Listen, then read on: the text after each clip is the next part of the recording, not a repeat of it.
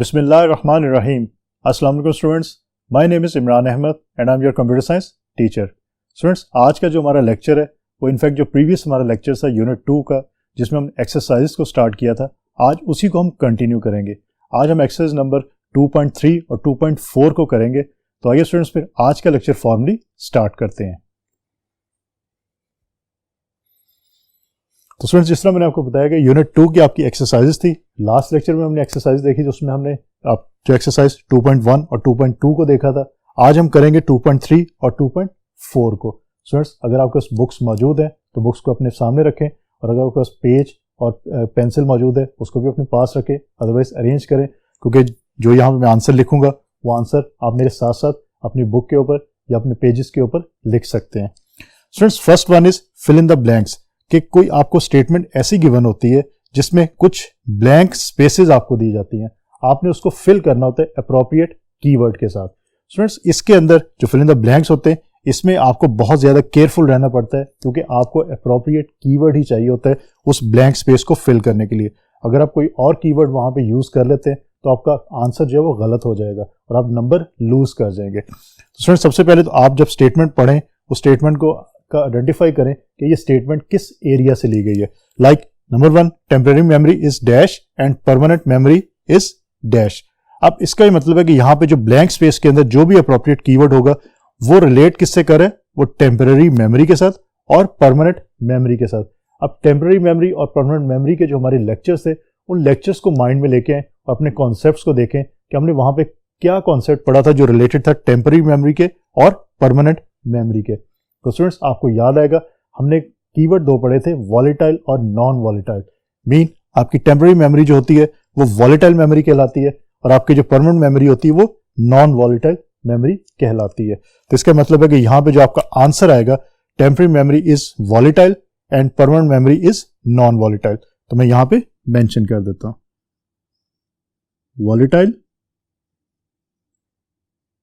And this is non volatile.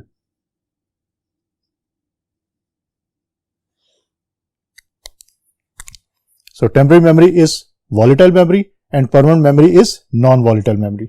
Second one, data to a processor is provided through dash.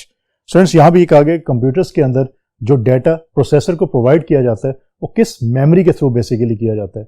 Students, आपको ये पता है कि आपकी जो परमानेंट स्टोरेज होती है मीन हार्ड डिस्क, उसके बाद जो आपके सीपीयू है उससे करीब 3 मेमोरी आपकी जो है वो रैम मेमोरी कहलाती है या रैंडम एक्सेस मेमोरी की हम बात करते हैं। उसके अलावा और मेमोरीज भी यूज होती हैं, लेकिन आपकी बुक के अंदर आपके इस यूनिट के अंदर जो मेंशन है वो रैम के बारे में है। तो इसका मतलब है कि डाटा जो प्रोसेसर को प्रोवाइड किया जाता है वो बेसिकली रैंडम एक्सेस मेमोरी या रैम के थ्रू प्रोवाइड किया जाता है। तो यहाँ पे आपका आंसर आएगा रैंडम एक्सेस मेमोरी। मैं इसकी शॉर्ट फॉर्म लिख देता हूँ RAM, mean RAM, random access memory. इसके स्टूडेंट्स एब्रीविएशन को भी याद रखिएगा, एग्जाम्स में इसकी एब्रीविएशन भी पूछी जा सकती है। अब देखते हैं नंबर 3 के ऊपर हमारे पास कौन सी स्टेटमेंट गिवन है और हम उसको उसकी जो ब्लैंक स्पेस है उसको कैसे फिल आउट कर सकते हैं। So let's see. तो नंबर 3 के ऊपर हमारे पास है at least dash byte is required to store any piece of information in a computer's memory. Students, अब याद करें कि हमने बात की थी कि कंप्यूटर की मेमोरी के अंदर जब डाटा स्टोर करवाना होता है तो आपको कितनी बाइट्स की जरूरत पड़ती है या बिट्स की जरूरत पड़ सकती है। यहां ये पूछा कि एटलीस्ट कितनी बाइट जो है वो रिक्वायर्ड होती हैं to store any piece of information in a computer's memory. तो एटलीस्ट आप याद रखिएगा 1 बाइट जो है वो लाजमी उसकी जरूरत पड़ती है कि अगर आपने अपनी कंप्यूटर मेमोरी के अंदर डाटा को स्टोर करवाना है तो मीन 1 बाइट। तो यहां पे आप आंसर में लिखेंगे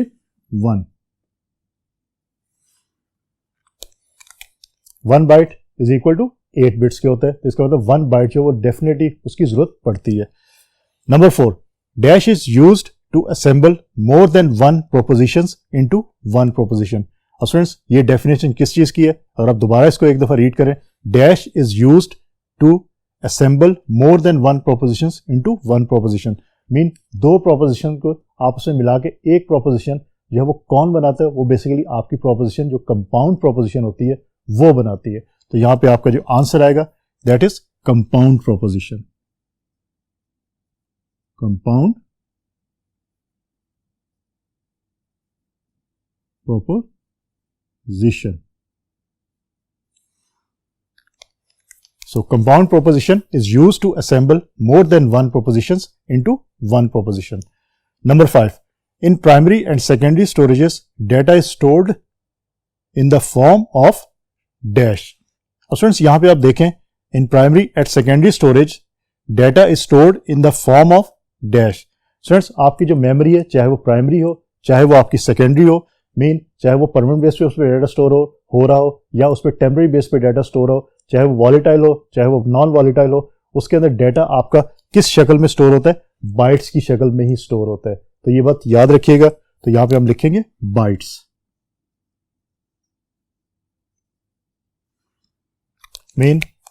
In primary and secondary storages, data is stored in the form of bytes. Number 6.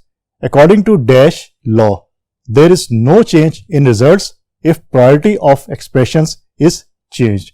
Students यहाँ पे स्ट्रेट फॉरवर्ड आपको ये आइडिया हो जाना चाहिए कि यहाँ पे किसी लॉ के बारे में पूछा गया है. जो हमने लॉज ऑफ बूलियन अलजेब्रा पढ़े थे, 4 लॉस आपने पढ़े थे, उसमें से किसी लॉ के बारे में यहाँ पूछा गया है. अब सिर्फ आपने ये देखना है कि ये कैरेक्टरिस्टिक्स किस लॉ के अंदर लाई करती है. So, according to dash law, there is no change in results if priority of expression is changed. अगर हम expressions की priority को change कर देते हैं तो results में कोई change नहीं आती. तो स्टूडेंट्स अगर आप laws की बात करें और आपको laws याद है, आपको basic concept याद है, तो यहाँ पे आंसर में आपका आएगा associative law, क्योंकि ये प्रॉपर्टी जो है वो associative law की होती है. तो यहाँ पे मैं लिखता हूँ associative law. associative law. तो स्टूडेंट्स ये थे हमारे पास फिल इन द ब्लैंक्स. इसका ये मतलब है कि आपके पास जब भी कोई भी स्टेटमेंट गिवन हो, कोई इसके अंदर ब्लैंक स्पेस हो, तो आपने इसको फिल आउट कैसे करना है. पहली चीज तो आप स्टेटमेंट को अच्छी तरह रीड करें.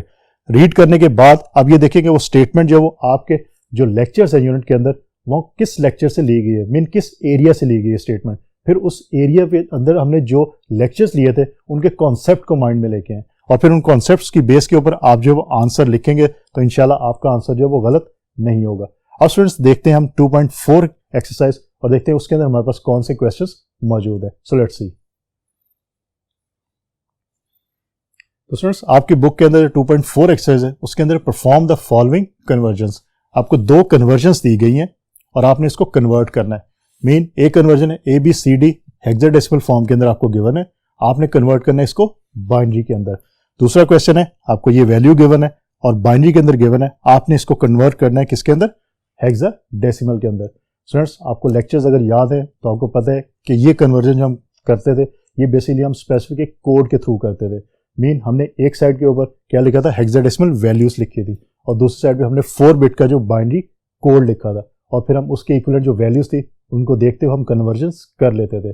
और दूसरा तरीका हमारे पास जो ये जो आपकी बुक में मौजूद नहीं है लेकिन मैं आपको बता देता हूँ कि अगर आपने ये कन्वर्जन करनी हो तो पहले आप इसको कन्वर्ट करें डेसिमल के अंदर और फिर डेसिमल को बाइनरी में कन्वर्ट कर लें. इस तरह इसको पहले कन्वर्ट करें डेसिमल के अंदर और फिर डेसिमल को कन्वर्ट कर रहे हैं आप हेक्साडेसिमल के अंदर, तो आपका रिजल्ट जो है वो सेम आएगा और आंसर भी आपका सही होगा. तो फ्रेंड्स यहाँ पे हम देखते हैं कि कैसे हम इसको टेबल के थ्रू जो हमारा कोड है उसके थ्रू डायरेक्टली जो आंसर कैसे हम लिख सकते हैं. इसको हम शॉर्टकट मेथड भी कहते हैं. तो यहाँ पे मैं कोड आपके सामने लिखूंगा और फिर हम देखेंगे कि पहले इस क्वेश्चन को सॉल्व करेंगे और फिर इसको सॉल्व करेंगे. उनके इक्विवेलेंट बाइनरी और जो हेक्साडेसिमल है उनको हम फिर लिखेंगे. तो स्टूडेंट्स यहाँ पे सबसे पहले हम लिखते हैं हेक्साडेसिमल के अंदर मैंने 0 से हम स्टार्ट करेंगे और बाइनरी के इक्विवेलेंट्स के 4 zeros हमारे पास मौजूद है. नेक्स्ट वैल्यू हमारे पास हेक्साडेसिमल में 1 और अगर हम बाइनरी की बात करते हैं तो गौर कीजिएगा 0 0 0 और 1. स्टूडेंट्स अगर आपके पास पेज और पेंसिल मौजूद है तो नहीं भी है तो अरेंज कर लें और मेरे साथ साथ इसको लिखें, क्योंकि इसको मेरे साथ अगर आप लिखेंगे तो हो सकता है आपको अभी याद हो जाए और इन फ्यूचर आप इसको इजीली याद रख सको और लिख सको. तो याद रखिएगा. उसके बाद स्टूडेंट्स हम नंबर 2 की बात करते हैं. हेक्साडेसिमल के अंदर वैल्यू अगर 2 हो तो यहाँ पे जो आपकी वैल्यू होगी वो 0 0 1 और 0. उसके बाद नंबर 3 की और हम बात करते हैं तो यहाँ पे बाइनरी के अंदर 0 0 1 1 आ जाएगा. नंबर 4 की हम अगर बात करें तो 0, अब यहाँ पे 1 होगा आपका और ये दोनों आपके जीरोस होंगे. नंबर 5 के अगर ऊपर आ जाए तो 0 1 0 1 आपका ये आंसर आएगा. 6 के अंदर 6 का जो बाइनरी इक्विवेलेंट है वो आपके पास आएगा 0 1 1 0. 7 का जो आपका बाइनरी इक्विवेलेंट है दैट इज 0 1 1 1 आ जाएगा। 8 का जो आपका इक्वलेंट है वो आपका 1 0 0 0 आएगा। 9 का इक्वलेंट आपका आएगा 1 0 0 1 आ जाएगा। उसके बाद स्टूडेंट्स आपको पता है कि 10 के इक्वलेंट हम यहाँ पे हेक्साडेसिमल में ए मेंशन करते हैं, तो ए लिखूंगा। ए का जो बाइनरी इक्वलेंट है दैट इज 1 0 1 0। उसके बाद बी का इक्वलेंट 1 0 1 1 आ जाएगा। देन सी का इक्वलेंट 1 1 0 0 आ जाएगा। देन डी का इक्वलेंट 1 1 0 1 आ जाएगा आपका, और ई का इक्वलेंट आपका आ जाएगा 1 1 1 0, और आपका लास्ट पे जो एफ है उसका इक्वलेंट आपका स्ट्रेट फॉरवर्ड 1 1 1 और 1 आ जाएगा। तो फ्रेंड्स इस तरह आप जो अपना टेबल जो कंप्लीट कर सकते हैं। ये हेक्साडेसिमल इक्विवेलेंट है और ये हमारे पास उसके बाइनरी इक्विवेलेंट मौजूद है। अब स्टूडेंट्स देखते हैं यहां से अगर हमने हेक्साडेसिमल वैल्यू हमारे पास इसको कन्वर्ट करना है बाइनरी के अंदर, तो हमारे पास वैल्यू है ए बी सी डी। तो यहां पे जरा और कीजिएगा, ए आपका ये है, ए के इक्विवेलेंट आपके पास ये वैल्यू मौजूद है, तो मैं ये वैल्यू यहां पे मेंशन कर देता हूं 1 0 1 0। उसके बाद बी है, तो बी के इक्विवेलेंट आपके पास ये वैल्यू है 1 0 1 1। देन सी है, तो सी आपके पास ये है 1 1 0 0। डी आपके पास ये वैल्यू है 1 1 0 1। तो स्टूडेंट्स ये आपका आंसर इस केस के अंदर आ जाएगा कि अगर आपने ए बी सी डी का हेक्साडेसिमल कन्वर्ट करना है बाइनरी के अंदर, तो आपने यहां से इसको देखा और देखने के बाद आपने ये आंसर लिख दिया। तो इस तरह आंसर जो निकाल सकते हैं। अब स्टूडेंट्स बात करते हैं सेकंड क्वेश्चन की।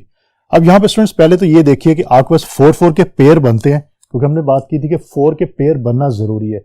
अगर कोई पेयर नहीं बनता तो आपको लेफ्ट मोस्ट साइड को आपने चेक करना है, उसके साथ फिर आप एक्स्ट्रा जीरोस लगा सकते हैं। अगर एक वैल्यू है तो आपको 3 वैल्यूज और चाहिए होंगी, तो आप 3 जीरोस लगा सकते हैं। अगर 2 वैल्यूज ऑलरेडी मौजूद है, आपको 2 और वैल्यूज चाहिए तो आप 2 जीरोस लगा सकते हैं। अगर 3 वैल्यूज मौजूद है और आपको एक और वैल्यू चाहिए तो आप एक और जीरो लगा सकते हैं। तो इस तरह यहां पे आप चेक कर सकते हैं। अब हम ये देखते हैं कि पहले कि ये आपके 4 4 के कंप्लीट हैं, ये आपके 4 है, दिस 4, ये भी आपका 4, ये भी 4 और लास्ट आपका 3 है। तो इसका मतलब कि आप एक जीरो यहां पे ऐड करेंगे। जीरो ऐड करने के बाद आप फिर उसका रिजल्ट यहां पे लिख लेंगे। अब स्टूडेंट्स हम इस तरफ से स्टार्ट करते हैं और देखते हैं कि हमारे इक्विवेलेंट जो हेक्साडेसिमल वैल्यूज हैं वो कौन सी हैं। तो नंबर 1 के ऊपर हमारे पास है 1 0 0 1। तो यहां पे आप देखिएगा 1 0 0 1 आपके पास कहां मौजूद है। स्टूडेंट्स ये नंबर 9 के ऊपर आपके पास 1 0 0 1 मौजूद है। तो इसके इक्विवेलेंट मैं यहां पे नंबर 9 लिख देता हूं। उसके बाद स्टूडेंट्स 0 1 1 0 की हम बात करेंगे। 0 1 1 0 अगर आप स्टार्ट से देखें तो 0 1 1 0 आपके पास नंबर 6 के इक्विवेलेंट अवेलेबल है। तो बाइनरी का जो हेक्साडेसिमल है 0 1 1 0 के वो है 6, तो यहां पे आप 6 मेंशन कर देंगे। उसके बाद स्टूडेंट्स